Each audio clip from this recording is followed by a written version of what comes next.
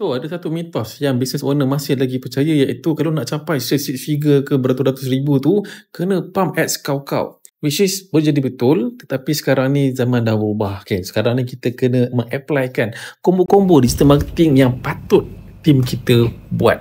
So, selain tu apa lagi mitos yang ada? Oh, kena ada tim besar baru boleh scale. Oh, sekarang ni hanya iklan berbayar je dah cukup, tanpa kita buat konten social media, tanpa kita buat follow up. So, macam saya cakap tadi, kita kena apply combo digital marketing yang membuatkan bisnes kita menjadi omnipresence.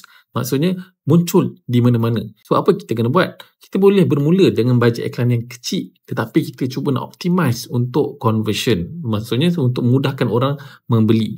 Dan yang kedua, content marketing kita juga, kita kena buat juga supaya dapat kita nurture leads-leads yang baru kenal kita ni. Dan yang ketiga, automation untuk membantu orang yang dah beli untuk beli lagi, dan apatah lagi yang belum beli untuk beli lagi, supaya kita ada sistem automation untuk follow up orang untuk membeli, sama ada dia dah beli ataupun belum beli. Senang kata, nak grow ke 100k per month, even more, tak perlu spend gila-gila, tetapi kena ada strategi yang betul. Saya ada kupas dengan lebih dalam dekat saya punya website dan juga channel YT. So, anda boleh tekan link biru dekat profile saya dan cari konten ini, dan of course jangan lupa untuk tekan butang supaya tak terlepas video-video saya selepas ini.